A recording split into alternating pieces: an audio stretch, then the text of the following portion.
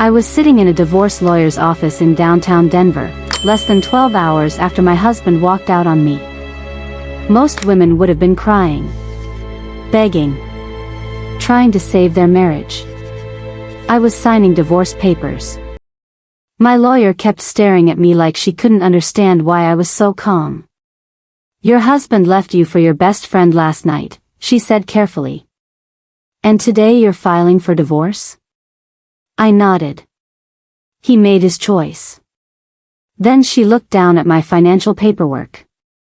And suddenly froze. Her eyes lifted slowly toward me.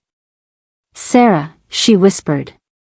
"Does your husband know about any of this?" I smiled. "No." She leaned back in her chair and laughed. The kind of laugh people make when karma is about to destroy someone's life. Because my husband thought he had abandoned a struggling freelance writer living in her grandmother's old house. What he didn't know was that in less than 2 weeks, I was about to inherit millions. And by then, it would already be too late. My name is Sarah Hartley. I'm 32 years old. And for almost a decade, I lived a carefully constructed lie. Not because I enjoyed lying. Because my grandmother taught me something most people never learn. Money reveals character, she used to say. If people think you have nothing, that's when you discover who truly loves you. My grandmother came from old Colorado mining money. Real wealth. The kind passed quietly through generations. When she died, she left everything to me through a trust fund. But there was one condition. I couldn't access it until my 33rd birthday. So while the money sat growing in investments, I lived modestly. I worked as a freelance writer. Made around $40,000 a year. Drove an old Honda. Lived in my grandmother's outdated house. To everyone around me, I looked broke. That included my husband, Michael.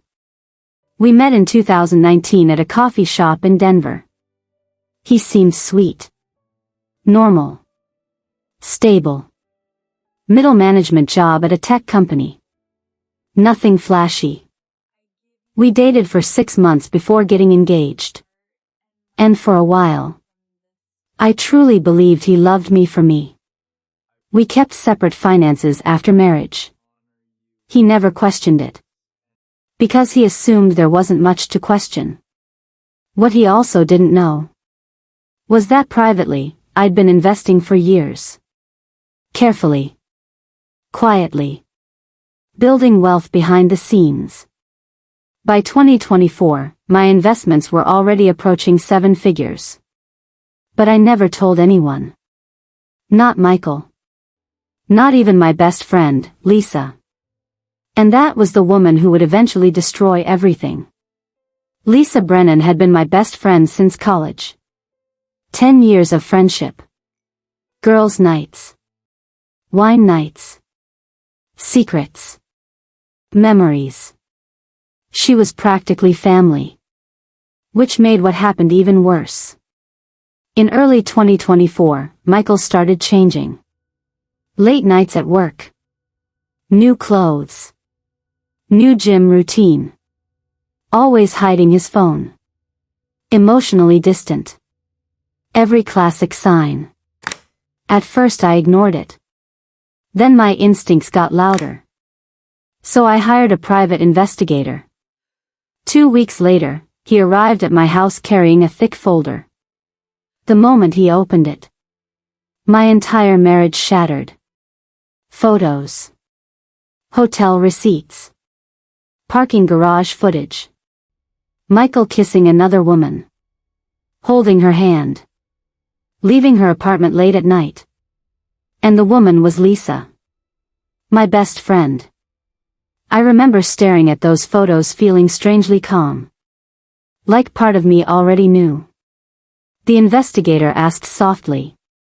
"Do you want me to continue gathering evidence?" I looked at the pictures again.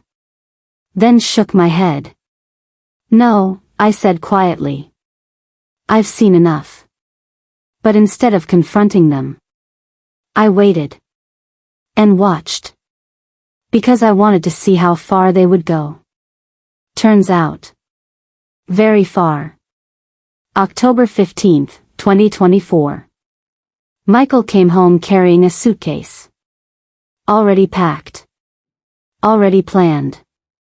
"Sarah," he said, avoiding eye contact, "I'm not happy anymore." Classic cheater speech.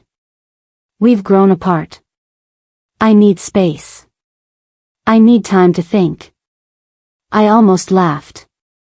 Because while he was pretending to find himself, he was moving directly into Lisa's apartment. I already knew everything. But I acted calm. "If leaving is what you want," I told him, "I won't stop you." That shocked him. He expected tears. Drama. Begging. Instead, I helped him carry the suitcase to the door. 30 minutes later, he drove straight to Lisa's apartment.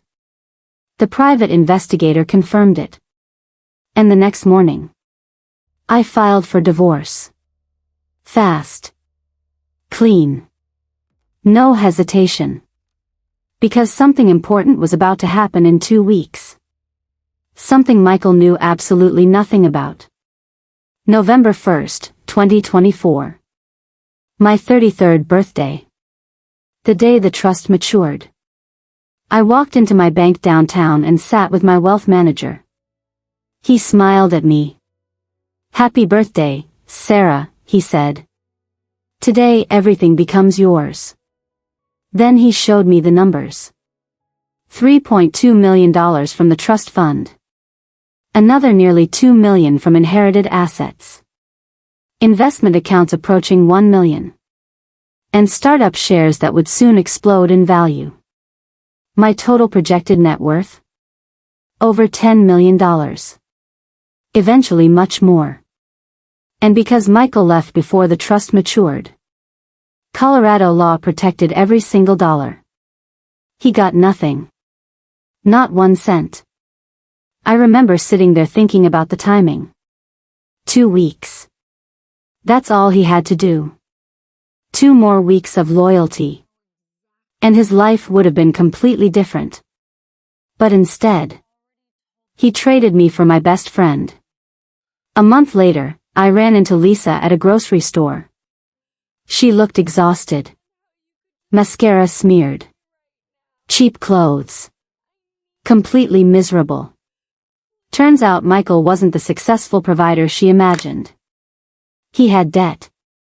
No savings. Barely any retirement money. And Lisa had already quit her job expecting him to support her. Now they were struggling to pay rent. Then came the best part. She looked at me and whispered, "Sarah, is it true your grandmother left you money?" I smiled slightly. "Worry about your own finances, Lisa." Then I walked away. A few months later, I ran into Michael at the same coffee shop where we first met. He looked broken. Older. Defeated. "I made the biggest mistake of my life," he admitted. Then he asked the question. "The inheritance rumors, are they true?" I looked him dead in the eyes. Yes. His face went pale. I told him everything. The trust. The investments. The millions. The properties. The businesses. The future he threw away. And I'll never forget his expression. Because in that moment, he realized he didn't just lose his wife. He lost an empire. All because he couldn't stay faithful for 2 more weeks. Today, I'm happier than I've ever been. I own multiple investment properties. Run my own financial consulting company. And I started a foundation teaching women financial independence. Because my grandmother was right. Money reveals character. When people think you have nothing, that's when they show you who they really are. Michael revealed he was a cheater. Lisa revealed she was a traitor. And both of them traded loyalty for temporary excitement. Meanwhile, I built an empire. And they'll spend the rest of their lives knowing exactly what they lost. Not just the money. Not just the lifestyle. Me. And honestly, that's the sweetest revenge of all.